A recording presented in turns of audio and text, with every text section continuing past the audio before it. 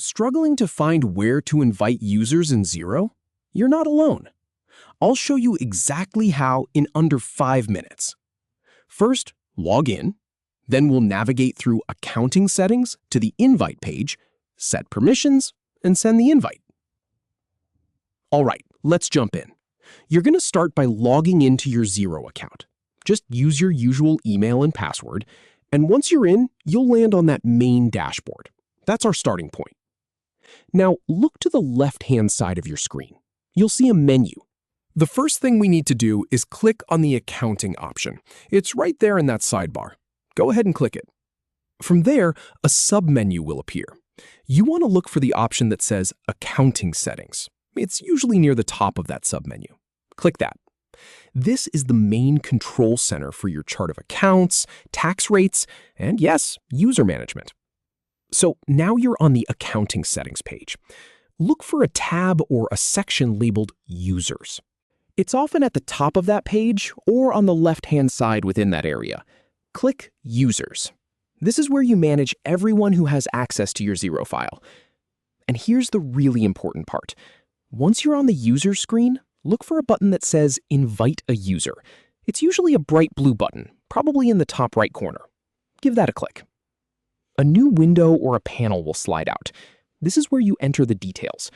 First, type in the person's email address. Make sure it's correct. One typo and they won't get the invite. Then, give them a first name and last name.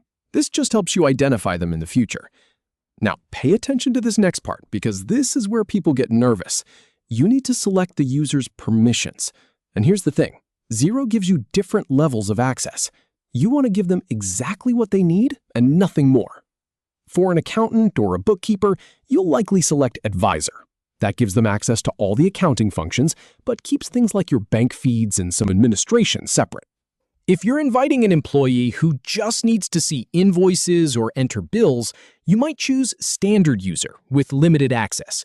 And if they only need to view reports, you can give them read-only access. Don't rush this part. Take a moment to think about what they actually need to do. If you're unsure, start with a lower permission level. You can always change it later. And I've done this hundreds of times, so trust me, it's better to start too restrictive than too open.